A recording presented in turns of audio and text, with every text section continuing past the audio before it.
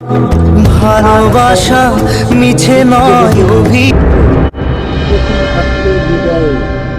গায়ক জুবিন গার্গ 19 সেপ্টেম্বর 2025 সালে সিঙ্গাপুরে হঠাৎ করেই পৃথিবীকে বিদায় জানান। কিন্তু এই মৃত্যুর পেছনে লুকিয়ে আছে নানান প্রশ্ন, নানান রহস্য। সিঙ্গাপুরে একটি স্কুবা ডাইভিং চলাকালীন তিনি হঠাৎ অচেতন হয়ে পড়েন। প্রথমে মনে করা হয়েছিল ডুবে যাওয়ার কারণে শ্বাসকষ্টেই তার মৃত্যু হয়েছে, কিন্তু এখানেই শেষ নয়।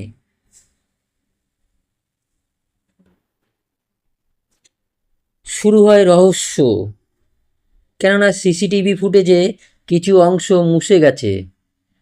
মৃত্যুর ঠিক আগে তিনি কাকে ফোন করেছিলেন সেই নম্বর অচেনা। আর ভক্তদের দাবি এটা শুধু একটি দুর্ঘটনা নয়। অসম সরকার জনগণের দাবিতে দ্বিতীয় ময়নাতদন্তের সিদ্ধান্ত নেয়। ইতিমধ্যেই কনসার্ট আয়োজক ও জুবিন গার্গের ম্যানেজারকে সন্দেহভাজন হিসাবে গ্রেপ্তার করা হয়েছে। প্রশ্ন উঠছে, কার স্বার্থে এমনটা ঘটল? অসম জুড়ে চলছে তীব্র ক্ষোভ।